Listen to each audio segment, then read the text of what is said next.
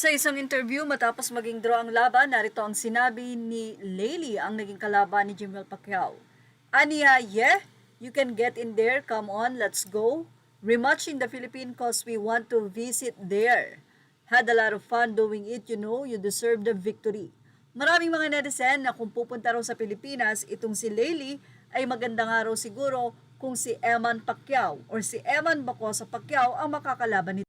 Matapos nga ang laban ni Jimwell, ang kapatid ni Eman Bacosa sa kanyang ama, ninanais nga po na nanawagan ng mga netizen na makalaban ni Laylee itong si Eman dito sa Pilipinas dahil ayon sa kanya, okay na mag-rematch ulit sila ni Jimwell at sana nga daw dito sa Pilipinas mangyari o maganap dahil gusto niya rin daw makabisita rito. Pero iba ang plano ng mga netizen.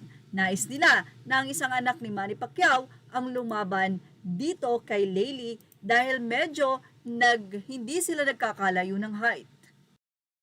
Well, yan nga ang sigaw ng mga netizen. Sana nga daw ay makalaban ni Eman Bacosa itong si Laylee at maipanalo ang laban.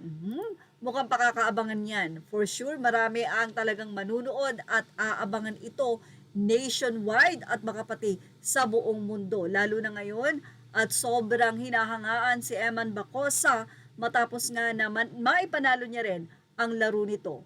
Pero hindi pa nga lang sa ibang bansa.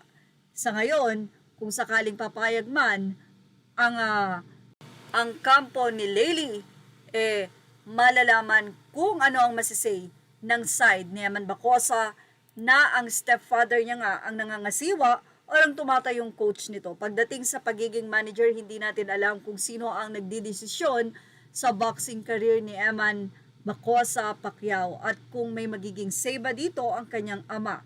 Yes, sigurado naman may magiging say dito si Manny Pacquiao, pero syempre ang desisyon niyan ay na kay Eman pa rin at tiwala ang stepfather ni Eman Bacosa kay Eman na kayang-kaya nito ang laban. Yan nga ang panawagan ng mga fans. Si Eman Bacosa at Jimwell Pacquiao ay magkapatid sa ama kay Manny.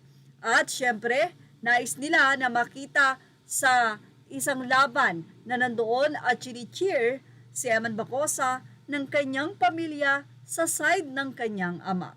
Well, ano sa palagay nyo? Pag ito ay pinush, for sure, mangyayari ito.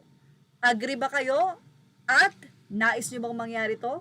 Ilagay lamang ang inyong opinion sa ating comment section. Images are all credit to the rightful owners. Please like, share, and subscribe.